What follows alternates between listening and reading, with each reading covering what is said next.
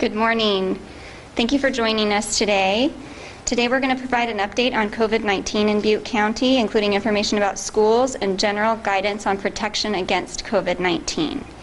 We'll also address ways individuals and employers can respond to potential exposures to COVID-19, as well as information about steps the county is currently taking to address the topic of compliance and enforcement. Speakers today will be Danette York, the Director of Butte County Public Health, and Casey Hatcher, Deputy Chief Administrative Officer for Butte County. A question and answer period will be held at the end of the press conference, so I ask that you wait to ask your questions until that time.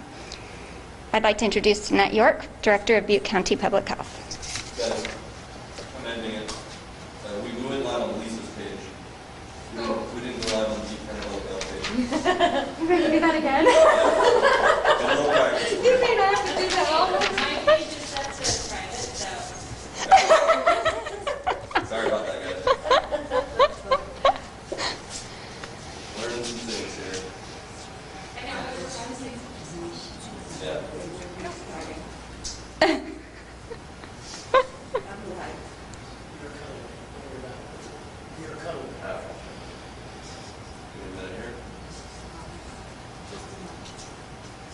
Lisa, you might want to help me over here get to the right. How do you switch to the? Oh, option. So, oh look, you're doing my key.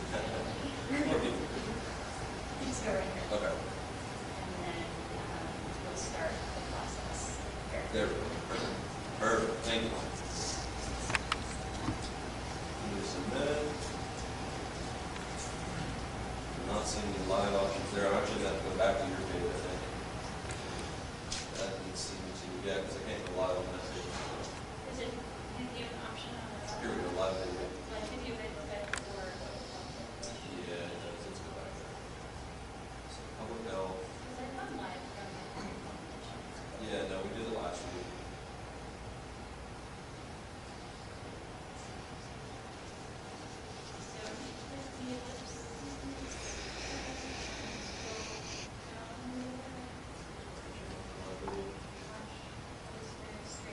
So I think what we did last week, we went to your page, we went live here, and then we switched it to, yeah, over to your left. Okay, I just know when I'm on my phone, I can go live on the page directly. Richard said this at his first line. I don't know what Yeah. the.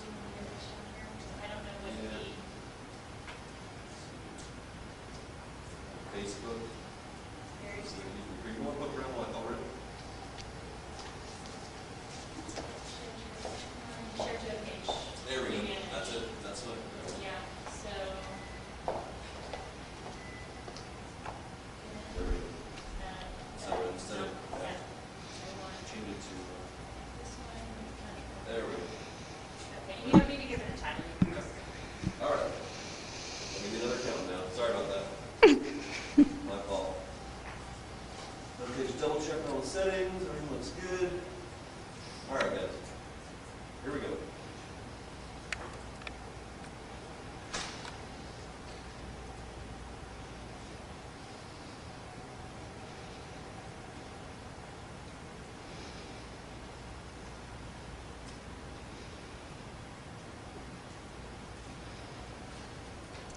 Good morning. Thank you for joining us today.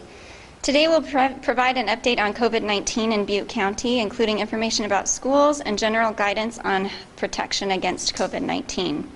We'll also discuss ways individuals and employers can respond to potential exposures to COVID-19, as well as information about steps the county is currently taking to address compliance and enforcement.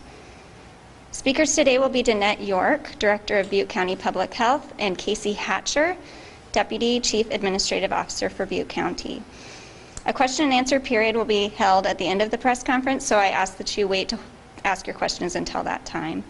I'd like to introduce Danette York, Butte County Public Health Director.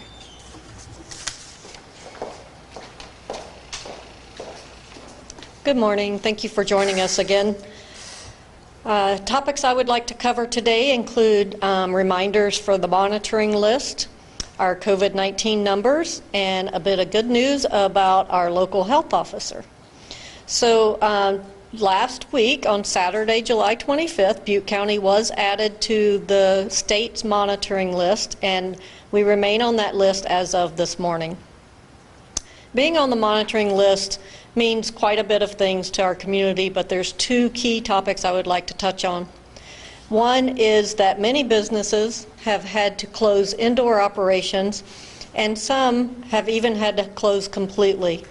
We all recognize how devastating it is to our local businesses and to our community as a whole and our economy, and we want and need them to get back open safely and quickly as possible. However, it is my responsibility to inform everyone in our community, including the business owners, that no local official has the authority to exempt them from the requirements of the state health officer order. So let me say that again, since I stumbled a little bit there. It is my responsibility to inform everyone in the community that there is no local official that has the authority to grant exemptions to the state health officer order.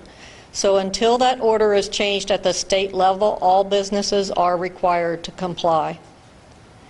The second item is that no schools are allowed to open for in-person classes.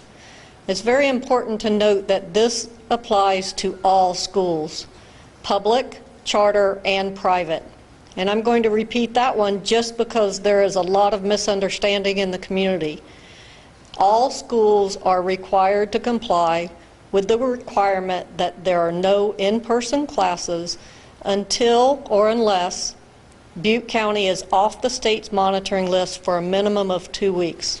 And again, that applies to every school, whether it be public, charter, or private.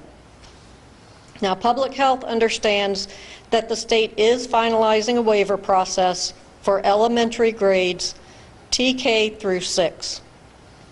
As soon as that process is released, we are committed to getting the details out to the schools as quickly as possible. That information will also be shared with the public, because one of the major aspects of the waiver application is that the school superintendent, or their equivalent for charter and private schools, must develop the application in coordination with labor, parents, and the community as a whole. I do want to provide a statement of caution here, though. Unless things change, it is very possible that no school will be allowed to open in Butte County for in-person classes. In other words, it is possible that even though waivers are applied for, none may be granted. Just because there is a process, there is no guarantee of approval. Serious consideration has to be given to the COVID-19 statistics and the community spread prior to approval from either the local or the state level. I say this because, one, the public and the communities need to know, and the school officials need to know, and two, it is a reason for all of us to work harder to try to get off the state monitoring list. A review of the latest COVID-19 numbers in Butte County tell us that our statistics are still going in the wrong direction.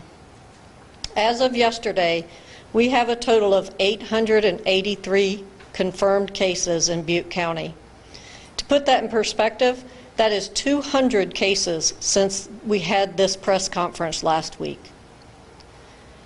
We currently have 167 individuals actively infectious and in isolation, and 5 of those are currently hospitalized. Now, just a reminder that those 5 hospitalized are Butte County residents, and that's what we report on, is our residents. Our county hospitals, or our hospitals in the county, do have more COVID patients than those. And sadly, our total deaths is now up to 7. That's 2 more groups of families and loved ones suffering the ultimate loss to this virus. As a reminder, and I think we all need this reminder periodically, the small inconveniences we are asked to endure and all the work that's going into this COVID-19 response is for one main reason, and that is to save lives. We do not want to lose any more community members to this virus. Now, a bit of good news is that we have announced, or I am announcing that we have selected a new health officer, and the offer has been accepted. The employment screening process is still underway, though, so we are not able to release any specific details at this time. We do anticipate a mid-August start date. As soon as all the information and the paperwork is complete, we will provide details as quickly as possible. In closing, I know I sound like a broken record, but it bears repeating. We, every one of us in our community, have the ability and the responsibility to turn the curve so our case numbers go down. We know what we need to do, but I'll say it again anyway. Stay home as much as possible. Only go out when necessary, and when you do have to go out, wear your face coverings, especially in public locations. Stay at least 6 feet away from anyone that's outside of your household unit, and do not host or attend gatherings. Remember, being outside is great and helpful, but it does not prevent the spread of COVID. Even outside, if you're away from your household unit, you should still wear face coverings and maintain that distance. This is a difficult time for everyone, so please remember to be patient and kind. Thank you, and be safe.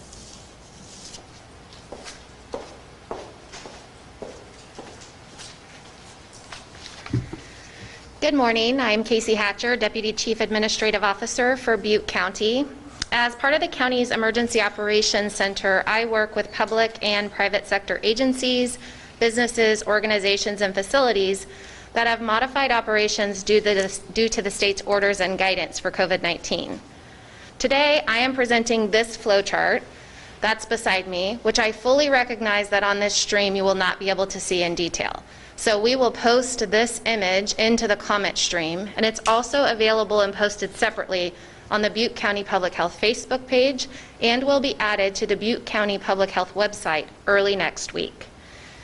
As cases increase in our communities, we get more and more questions about what to do if someone has been exposed to the virus. We get these questions from individuals like you and from employers.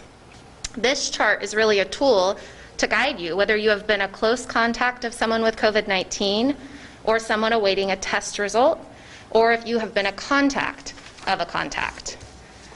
The chart provides examples of close contacts, so let's talk about what that means. If you have been within 6 feet of a person with confirmed COVID-19 for 15 minutes or more, you're a close contact. If you have had direct physical contact, such as hugging or kissing, you're a close contact. If you have had contact with respiratory secretions, such as a cough or a sneeze close to you, you are a close contact. If you have been in close contact with someone who tested positive for COVID-19 or someone being tested for COVID-19, you should self-quarantine and self-monitor as indicated on the top part of the chart in dark blue. Please refer to the bottom of the flow chart as it defines what self-quarantine and what self-monitoring mean. The flow chart also provides direction if you have been a close contact with someone who might have been exposed to someone, or if you have been a close contact of someone who's been a close contact with someone else. We know we get lots of questions, there's lots of confusion about what it means to have been exposed, and this chart is a helpful tool for you. In these cases, the chart directs you to self-monitor or practice physical distancing. So please take time to review the information for yourself so you know what to do. And please remember to limit close contacts with people who do not live in your home in order to limit the spread of the virus in our communities. The flowchart can also be used by employers to help when an employee tests positive for COVID-19. The county has developed a more detailed flowchart for employers to provide direction when an employee tests positive, help employers understand when an employee can return to work after they've tested positive, and what close contacts should do in the workplace so that they can limit the spread of the virus. We will continue to work with our employers to provide both this information and other resources as they face the challenges COVID-19 presents in our community. As cases in our community increase and as the state added Butte County to the monitoring list, as Danette mentioned last Saturday, and additional restrictions are imposed for businesses, many of you have questions about what the county will do to make sure businesses follow the state orders and guidance. First, let me say that the county is committed to the survival of our local businesses and the health of our local economy. Our businesses have faced unimaginable obstacles since March of this year, and we are focused on helping businesses first, helping them understand the modifications and measures that need to be in place to slow the spread of this virus, and where it is possible, helping to directly provide them with the needed resources to do so. It is also important to remember that Butte County is subject to the state order and guidance for counties on the monitoring list. And as Danette mentioned, the county does not have the authority to modify this order or provide exemptions for any businesses. So I will just restate the industries that are modified. This means the following industries must close indoor or may be modified to operate outside or by pickup: dine-in restaurants, wineries and tasting rooms, movie theaters, family entertainment centers, zoos and museums, card rooms, gyms and fitness centers, personal care services like nail salons and body waxing, places of worships and cultural ceremonies like weddings and funerals, offices for non-critical infrastructure sectors, and shopping malls. The county's COVID-19 call center, which can be reached at 530-552-3050, is taking calls from community members who are concerned about businesses that may not be following the state's order or guidance. The county will begin a compliance process when these complaints or concerns are received.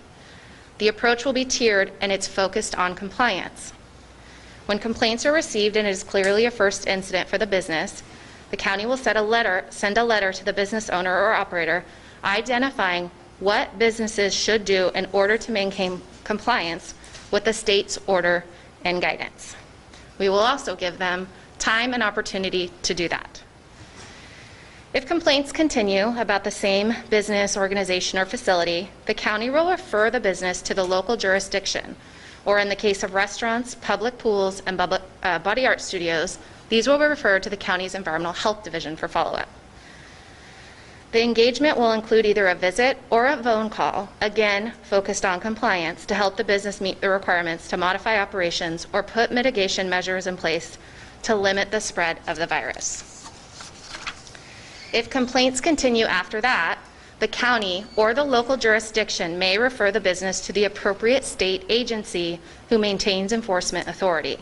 This may include ABC, Cal OSHA, the Labor Commissioner's Office, or the Board of Barbery and Cosmetology. These state agencies would then begin enforcement action as resources are available. While our process is focused on helping businesses come into compliance, please note we are working on local enforcement tools should they be needed, and we hope they are not. As always, you have the choice not to shop at a local business if they are not adhering to the state's order or guidance, or do not have measures in place that you would like to see to slow the spread of the virus. It isn't always popular when we say this, but it's true. You get to choose where you shop. Again, our focus here is to limit the activities that may spread the virus in our communities, and we ask for your patience, just as Danette did. We ask you to be patient with the county and our cities and town as we navigate this relationship with our businesses, and we try to help and not harm them and our local economy. Be patient with our businesses as they try to figure out how to modify their operations and find the needed supplies to keep their facilities open. And be patient with each other, because we're all in this together. Thank you.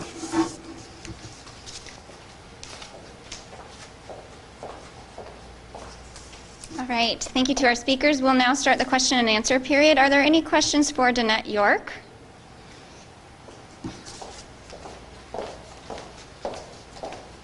Hi. How are you? Good, thanks. Good. Okay, so from Action News Now, according to the state's website, it says 28 people are in the hospital because of the coronavirus, with 12 in the ICU.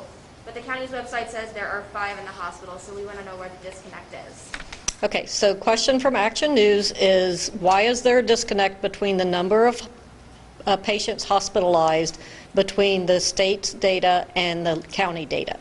So the county only reports on Butte County residents, but our hospitals see many more patients that live outside of Butte County. So the amount of that is listed on the state website, which you said was 28, correct? It means that there are 28 patients in the hospitals in Butte County with COVID. Our data, which as of yesterday evening was 5, means that 5 of those 28 are Butte County residents. So the other ones, they could be just from anywhere? They could be from anywhere, yes. Okay, cool. Second question. Okay. Back again to the state's website, it shows 16% ICU bed availability, and then with information we received from Public Health that there are in total 53 ICU beds in the county. But if you do the math, it comes out to about 44 beds being used, which still doesn't add up, I guess, to the number of 5. So we want to know just how many beds are actually being used for COVID patients in the county and how many beds we have left. So we don't have that information, or at least I don't handy to be able to give that to you. I can tell you that what the state data is reporting on is the availability of ICU beds overall, not necessarily how many of those beds are being used by COVID patients. So when the state data, the last I looked at it, said we had 18% capacity available for ICU beds. That's correct. We have that many empty beds, but that does not mean that all of them that are filled with COVID patients. And so in order to get that information, then where is that? Or where can that be found? I'm not sure. I will have to check and get back with you on that, because I'm not sure that data is even available, but if it is, I'll find out where for you. Great, thank you. Thanks. Yes, Jerry? I just want to clarify from her question, the 28 and 5 number, the only number that works against Butte County is the 5. Is that correct? The other 23 are not responsible for Butte County in its metric. Is that correct? No, that's not correct. So The 28 does get counted toward the metric, because what the state is looking at is increased hospitalization rates due to COVID patients. Totally. They're not concerned with where the patient lives. It's just whether or not there's an increase in hospitalizations. Okay, so the other 23 could be from Tehama County, Glenn County, somewhere else, but they still go against Butte County. That's correct. And I need to repeat that question. I'm sorry, I forgot to do that. So Jerry asked, out of the 28 hospitalized and the 5 out of those 28 are Butte County residents, which one counts towards the state monitoring list metric? Is that correct? That's correct.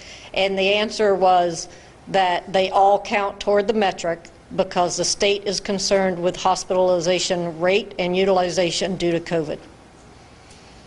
Yes? Hey, I have a question about testing, and I think it's been about a week now since Portland opened up their OptumServe site. I was curious how that might be affecting Butte County's backlog of getting tested. Are you seeing many Butte County residents go there to get tested, or even more Glenn County residents who were previously going to Butte County and getting tested there? So the question is about the OptumServe site here in Chico and the one that newly opened one in Orland, and whether or not we have seen a difference in people getting tested in either site, right? So the answer is, at least for Chico, it continues to be at full capacity on a daily basis. So even if some of the Glenn County residents that were coming to Chico are now going to Orland, what that has done is freed up more appointments for Butte County residents, or others, because other county residents could be coming here as well, but it does continue to be at capacity. Any others? Thank you all.